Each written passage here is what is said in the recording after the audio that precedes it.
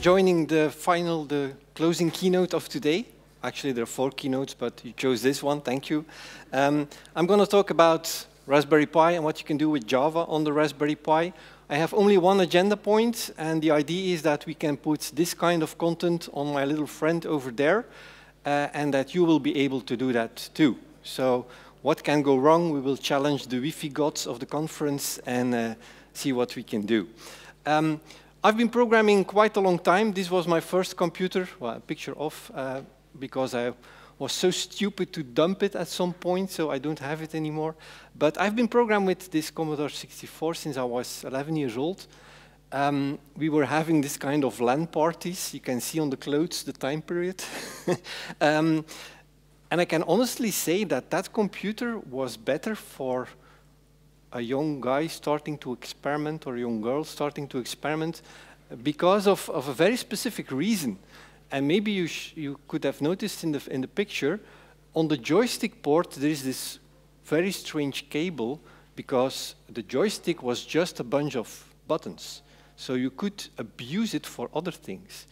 And also on the back you had a connector where you could connect other stuff, peripherals, like for instance this Raspberry Pi, this relay board comes from Elector, which is a Dutch publishing company. So they had this kind of thing that you could order as a book with a board, and then you had to buy these components. But at the end, I was able to control my Lego train. So my Lego train, I could stop it at a certain point because I had magnetic switches connected to my joystick port.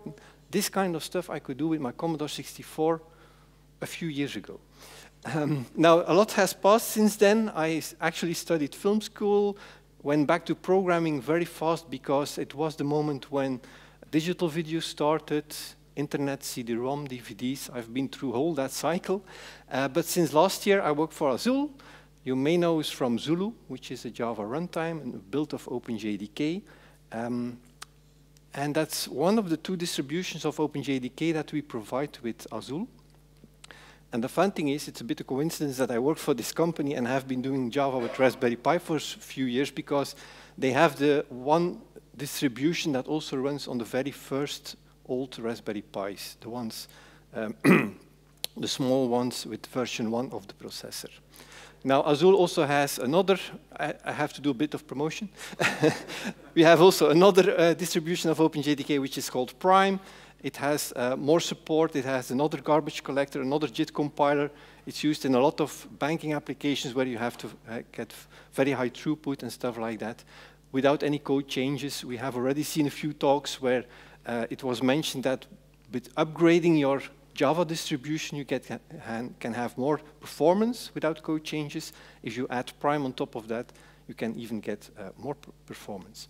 Now, you also may know us from Crack, which is a project which is already quite some time in development, but it was really announced a few weeks ago, and it's available in the Zulu builds of OpenJDK provided by Azul. And it's a bit the idea of having very fast startup of your Java application, which is the holy grail of Java on the cloud these days. And again, it's without doing any changes in your code, but a snapshot is taken from your application and a snapshot is restarted later. And you can achieve results like this, so going from seconds to milliseconds startup. And the fun thing is, last week I was trying this on a Raspberry Pi. For the very first time in my life, I have compiled the Linux kernel because there was some option not enabled. But actually, you can do the same on a Raspberry Pi. So I went from a second startup of a Jetty example application to 20 milliseconds. So again, proven that Java can do very fast stuff, even on a very small PC. You can find this on my blog if you want to read it. I also want to mention 4J in this talk. Who knows 4J.io? Only a few. It's really a pain because this website wants to be the starting point for everything related to Java. The name 4J stands for Friends of OpenJDK. Who is a friend of OpenJDK? I think we all are. We are all using it as our programming language. So if there's one website you need to remember today, it's 4J.io.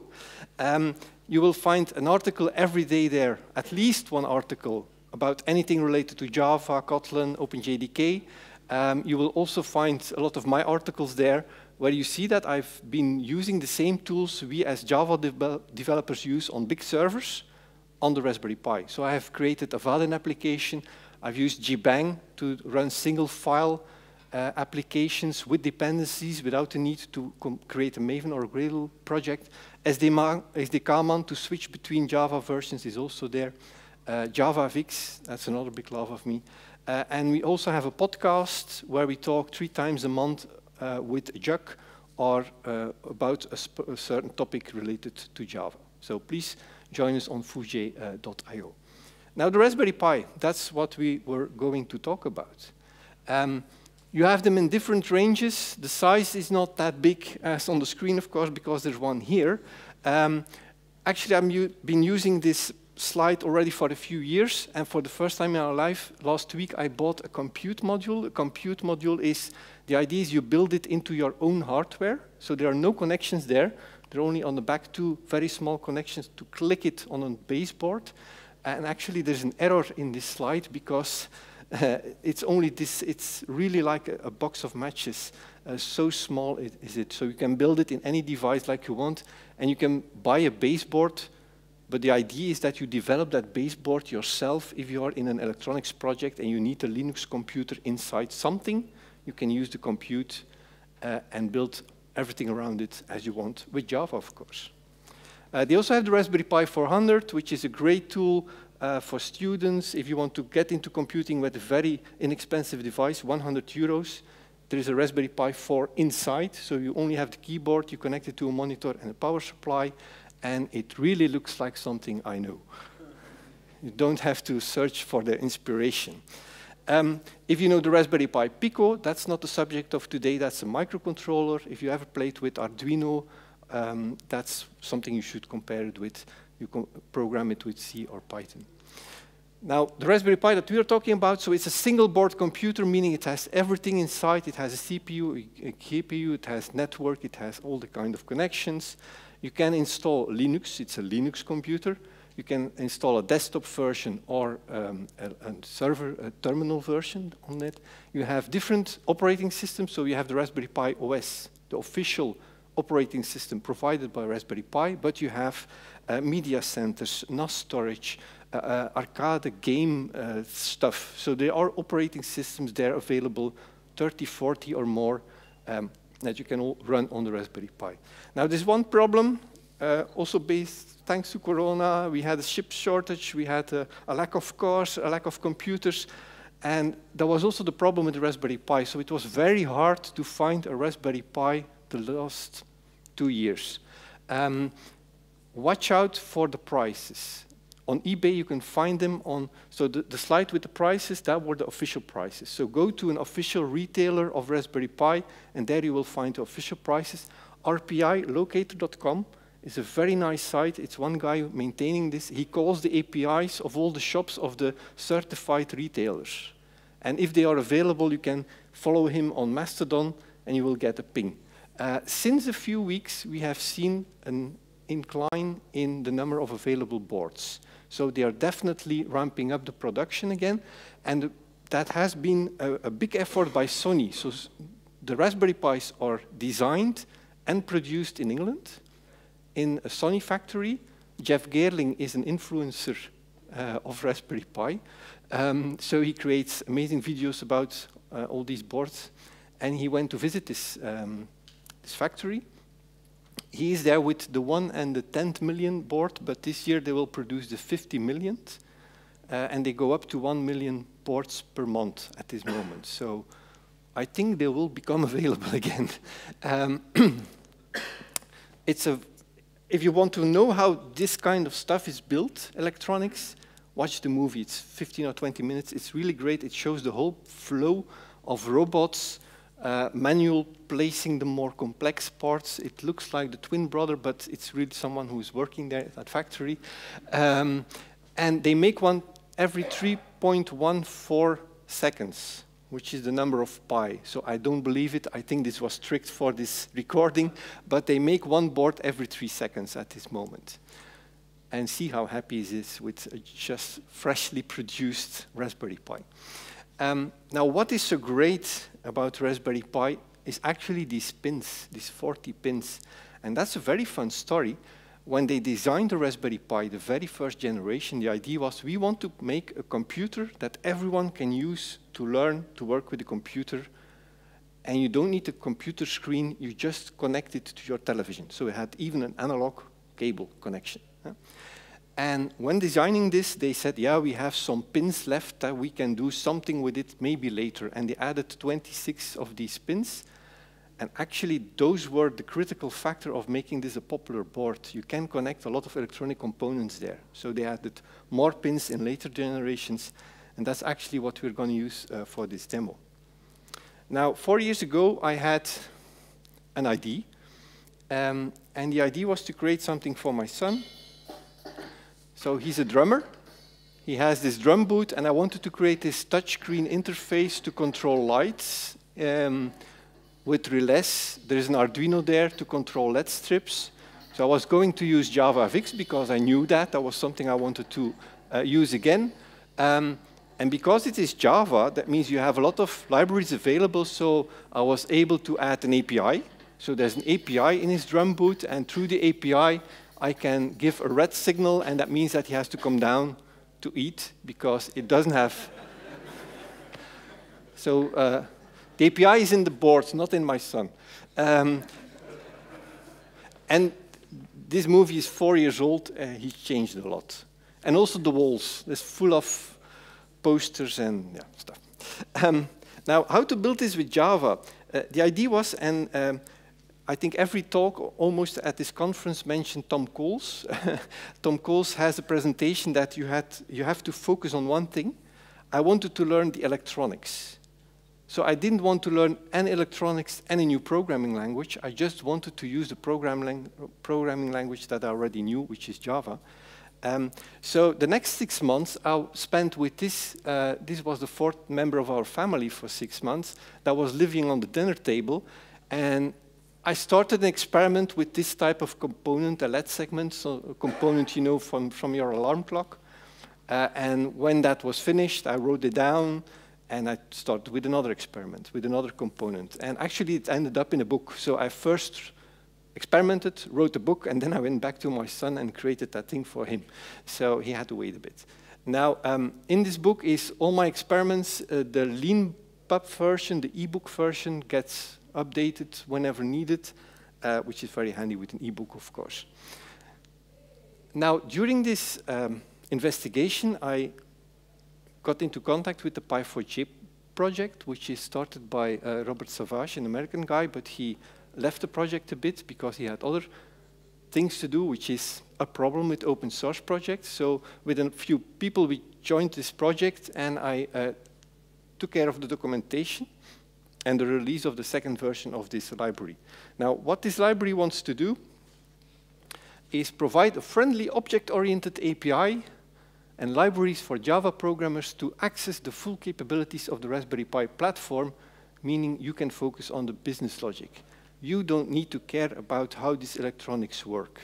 You need to understand it a bit, of course, but the library will take care of a lot of the interaction with these components. How this is done is you just add a dependency, as we add dependencies every day. Inside this dependency are some native libraries. These native libraries know how to talk to these pins, and there you can use different protocols to talk to components. You see a GPIO that's just turning the pin on and off, like if you would switch on a LED, a small lamp, or read the state of a button. Then you have PWM, which is used to dim stuff like I2C, SPI, serial, different communication protocols used with different components. Everything is inside the library and is available there. If you want to know what can be done with these protocols and with these pins of the Raspberry Pi, you can go to api.pi4j.com, which was a little test project for me. There is a dependency in there which has the structure of these pins.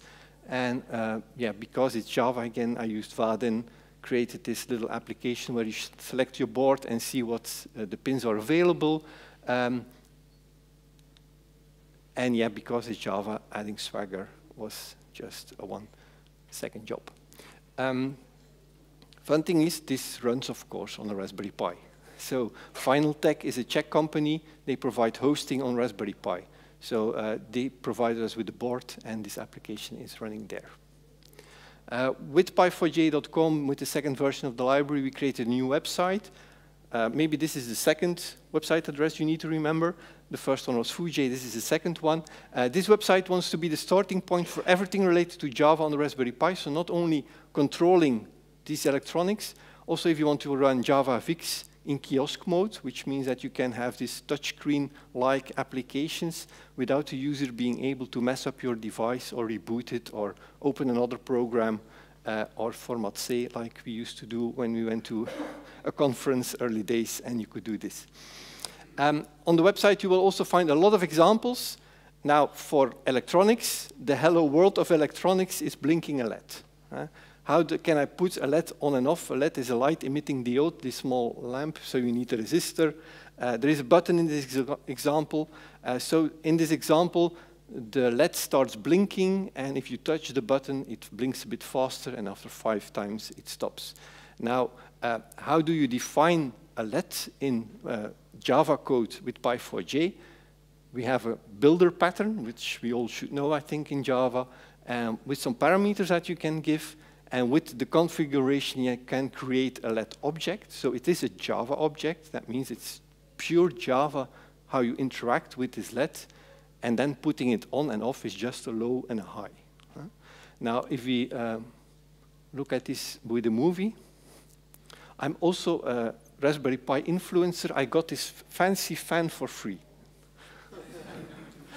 You don't need it on a Raspberry Pi, but yeah. So you see, this is absolutely not rocket science, but being able to control something in the outside world, in an electronic component with code, that's amazing. The first time this works. And there's not much that can go wrong. I blew up a few of these LEDs and a few other very cheap components, but all my Raspberry Pi survived all my experiments. So let's try to build something more complex. I will introduce the Raspberry Pi. I told you about Pi4J. This is JSpring, so I had to do something with Spring, I thought. So I used Vaadin and Spring. Vaadin, I don't know if you know it, but we'll come to that. And I'm also using the Elcrow, CrowPi. So what is the idea of the CrowPi? You don't need to care about how to connect the components. There are a lot of components in this little suitcase. You just put a Raspberry Pi inside. If it doesn't work, probably you messed up with your code because the component is already wired, or you're using the wrong address. Maybe you heard my story already that I don't dare to take this with me on the plane. If you see a bomb in a movie, that's how it looks like. It even has a countdown timer. So someone challenged me, take it to the airport and make sure that it is counting down.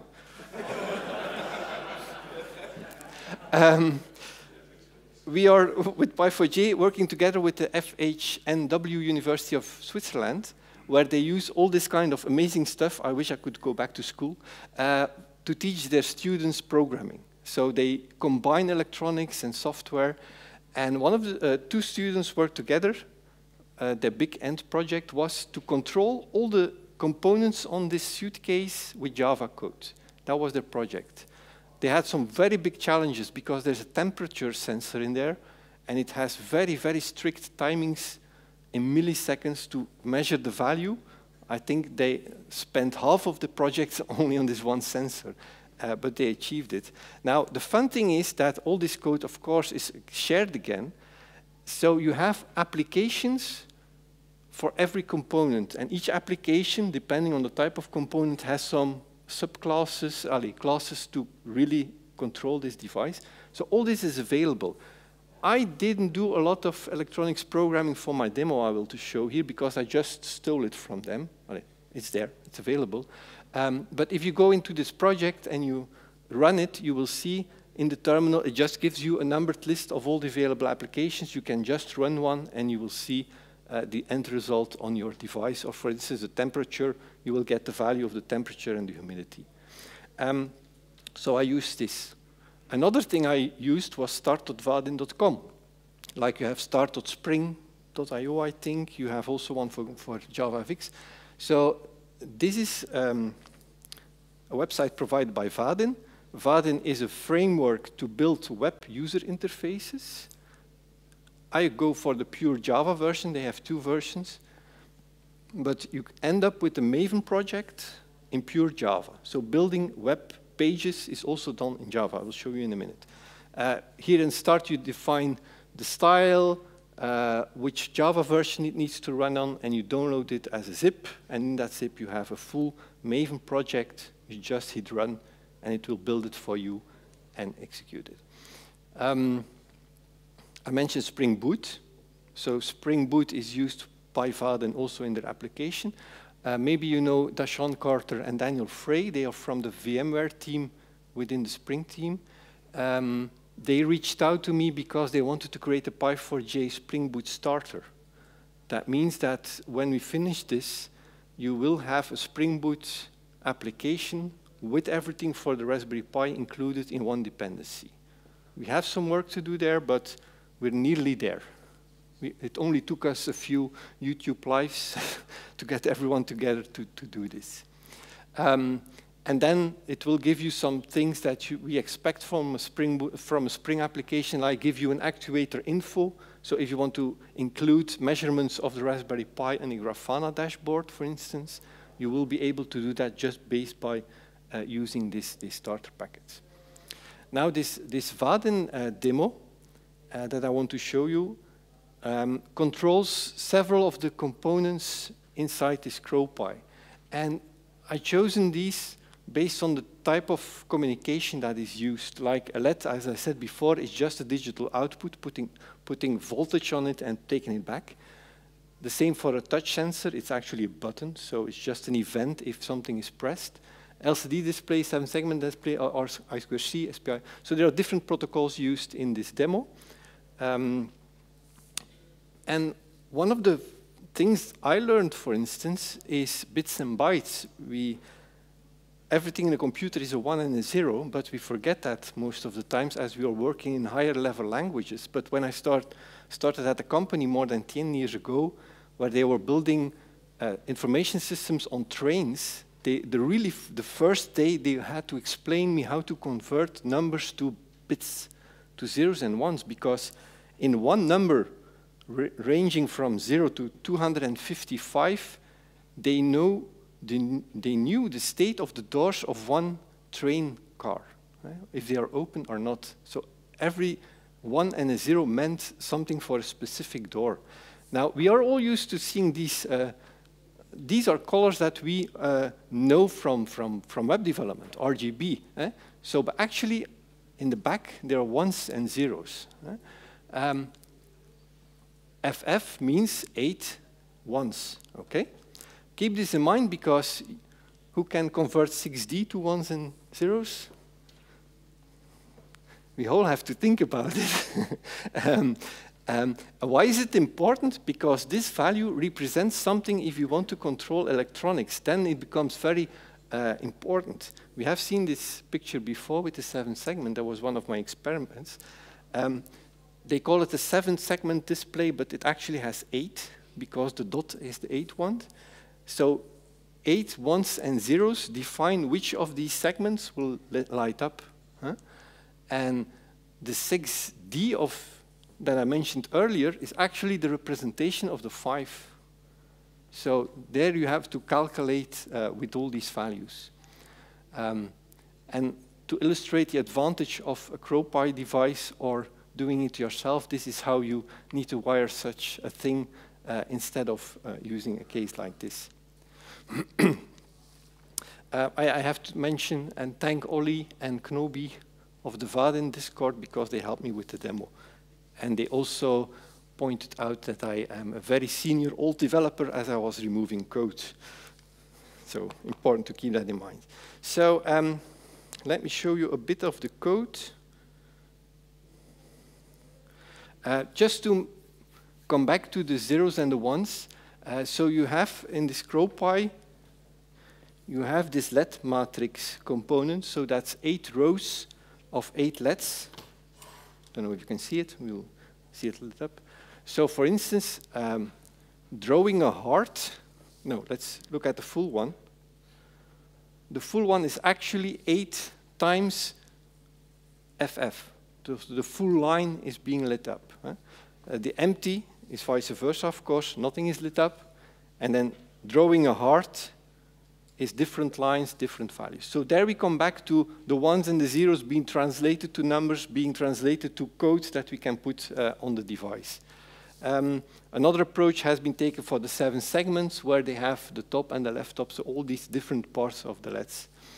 Now, why I love Vaadin a lot is because I can create a web application very fast without bothering of HTML, JavaScript. They do that for you. So for instance, the main application, the main layout, this lists the menu. So if you go look at a view that gives some information about the Raspberry Pi that we are running on, yeah, you just see I'm adding headers and paragraphs, so HTML stuff, but in Java. This is not so special, but this is, for instance, a button. So this will create a button in our user interface, but also attach a listener, and the listener will really do something with the Java code which is running under it. And yet, you see, this is the typical style of a Spring Boot application. So we have a service class, and within the service class, we have the Pi4J service, which is a singleton, a service which actually is handling for us all the communication in the background with the Pi4J, so the Raspberry Pi. All this code is available on my GitHub account, Vaadin examples, so please take a look. You can just download it and play with it.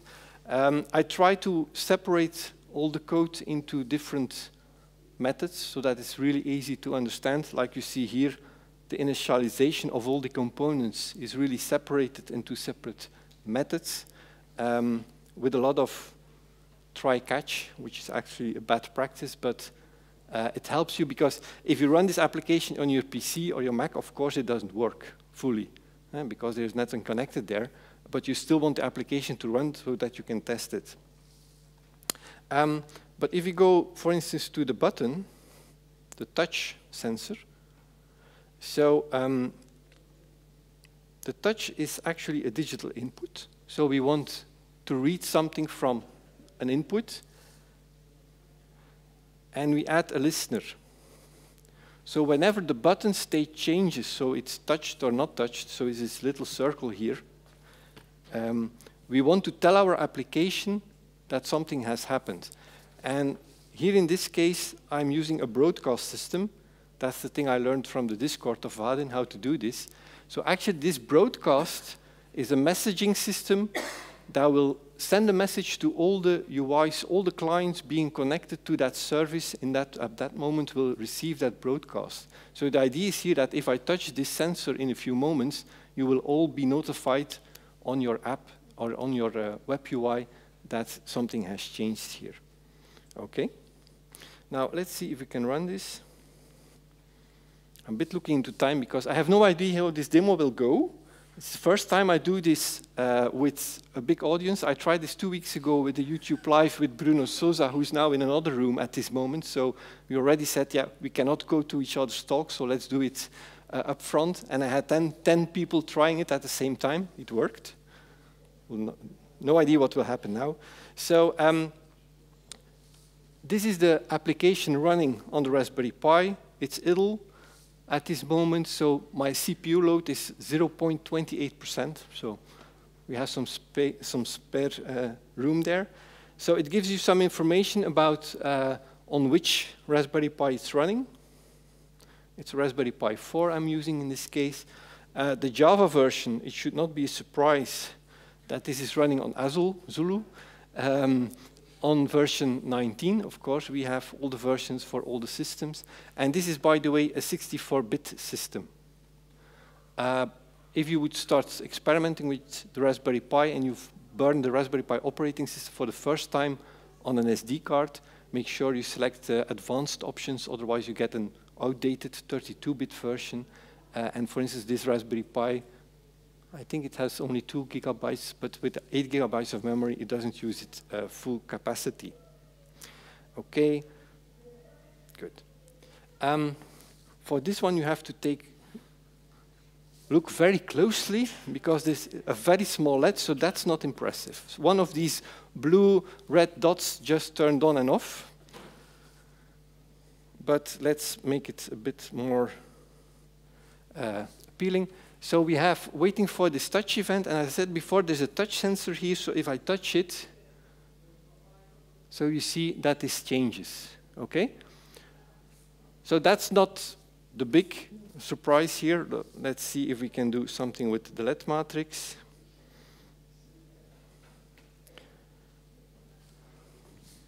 Did it happen? Yeah, okay.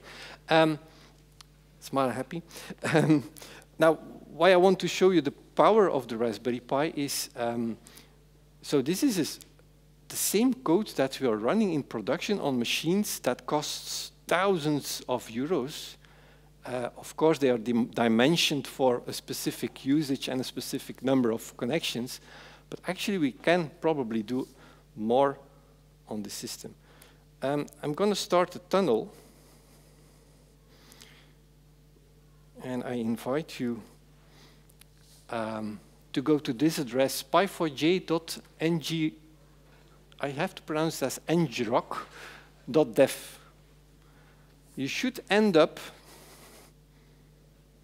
on the same application here. I see that there are some people connecting there. Now, if you all go to the... Yeah. pi4j.ngrok.dev. By the way, ngrok.dev, a really great tool to set up tunnels. I hate port and firewall configurations. I always mess them up. They just make it reverse. So they make the device connect to the outside world. So even on a conference, this seems to work. Okay. I have 160 connections at this moment. Someone discovered the buzzer. I knew this was a bad idea. I just want to try out, if you all go to the touch page,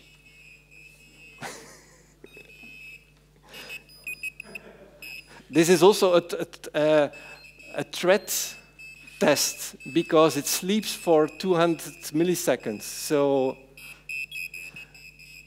but it's quite reactive. So we can all now see the same thing. And that's the power of Java, I guess, with very minimal code. Do I need to turn it off, or you stop with the buzzer?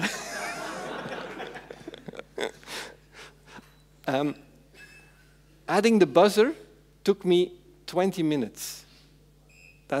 I find that a very short time, because I had the component already available thanks to the students, and building the user interface, yeah, it's ridiculously easy. So if you go to the buzzer view, this is my code of the buzzer view. So the only thing it does, it creates a button holder. The button holder is a flex layout. That means that it resizes on the available space, and the buttons inside are also... someone followed music lessons. The nodes are an enum of nodes, each with a frequency.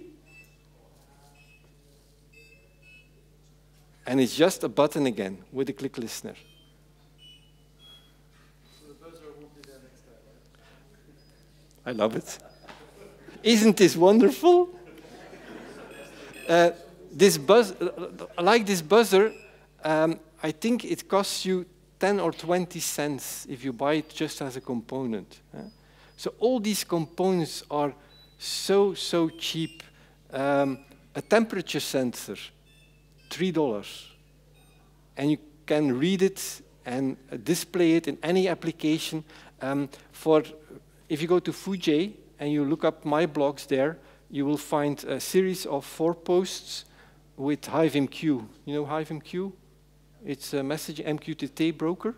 So it's a Java implementation of the MQTT protocol. What they have done is they created a cloud, HiveMQ. They have a cloud solution. Yeah, I don't find it. It's what? So you can connect for free 100 devices to one broker. That means you must be a very big maker to have 100 devices sending data. So you can do that for free. So I have a full implementation as an example using HiveMQ to exchange data between Raspberry Pis and share it between reading the data from one side and displaying it on the other side in a Java FX application or a Vaadin or whatever. Okay, this has to go.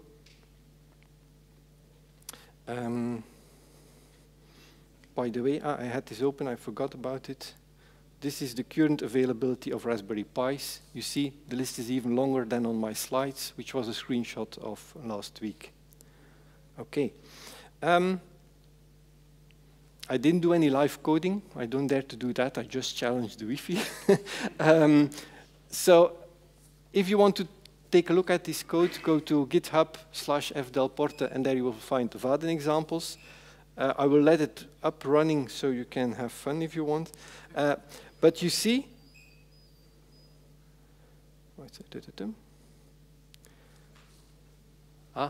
you triggered some errors. Okay, I have to keep this locked so I can investigate later. But you see that we are still only at 1.20% CPU of the Raspberry Pi. Memory usage, this is a board with only 2 gigabytes of memory, and we are using 1.1 of it. So this is, I think, bigger than even most Dockers we are using in production in some cases. So it's really powerful. It allows you to do a lot of things. But what is most important for me is it allows you to experiment with Java in another way than we are used to and learn other things. And that's a bit the takeaway I want to give you.